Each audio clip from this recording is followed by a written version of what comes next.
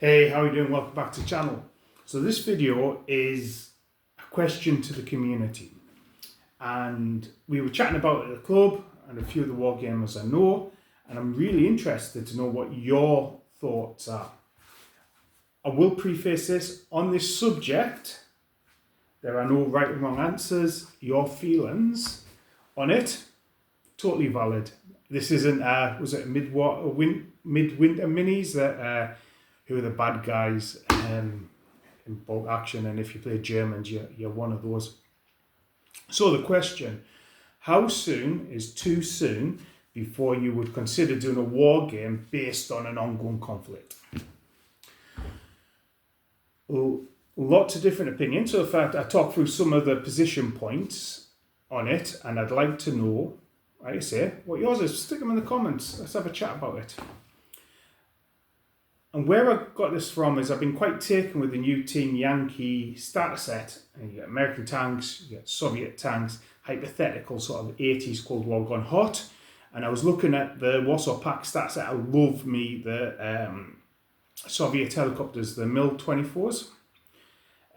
Growing up in the 80s, they appeared in too many movies not to be cool. So I was thinking, well, I've got T-72s and I've got some T-55s. And the realisation struck me that currently there's an ongoing conflict where all those tanks have been used in the Ukraine. So I started asking around. So a bit of background for myself as well. I work with military veterans. I'm a trustee for a charity. I'm going to do loads of content about the charity. Might need your help with a bit of fundraising this year. So I'm not unsympathetic, and I'm not unaware of the causes of war and what it does to people. And my point of view is I'm quite happy to war game any period which interests me, as long as I'm doing it sympathetically.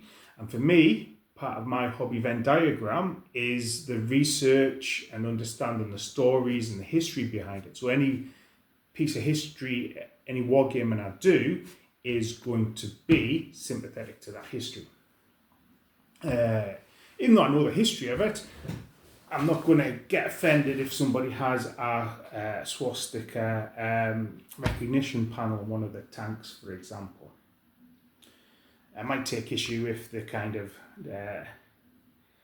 role playing and dressing up as and kind of being a bit weird with it. But I don't play with strangers.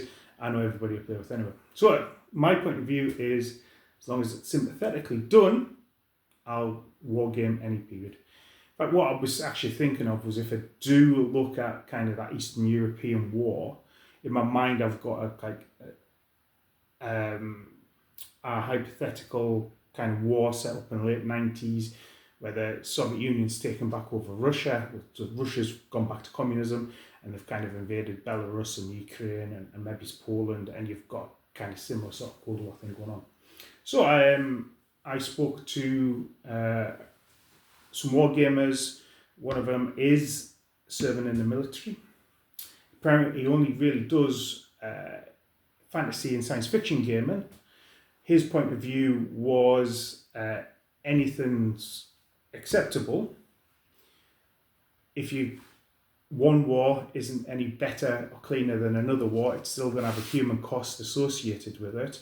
He's not against historical gaming, but he says if you're going to do historical gaming, it doesn't matter. The sort of period, there's no cut-offs. I spoke to another person who wouldn't do anything from the kind of 20th century onwards. For him, war, it just felt too real. Another person who was, I will not refight any wars which are currently ongoing. Tongue in cheek, because that's what I am. Said, but don't you have a Korean War collection? And that war's not officially finished yet. And obviously we still have border incursions there. And actually, when I went to the club as well, there was a variety of thoughts on it. And most people were broadly in favour of being able to game it. game sort of modern conflicts ongoing. There was an interesting counterpoint when most people says, actually, Ukraine, we would, if you put on a Ukraine game next week, we'd be quite happy to join in on that.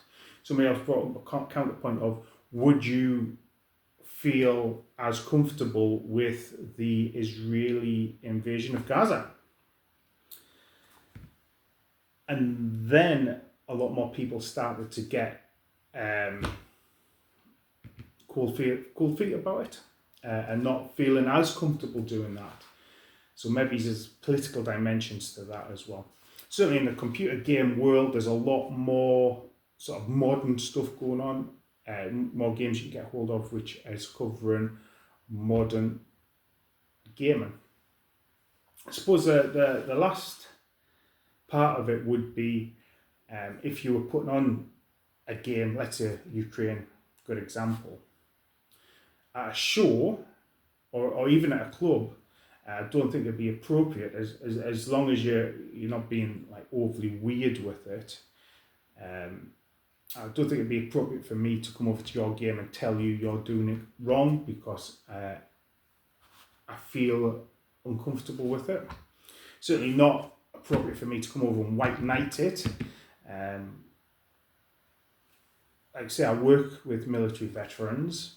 Model making, I'll sit down and do model making with military veterans, and actually, you know what, there might be a point where something might trigger somebody, but certainly in our veterans hub, the ACVC hub in Glasgow, in our kind of meeting place, our kind of workshop, if you will, we've got all sorts of models and diorama.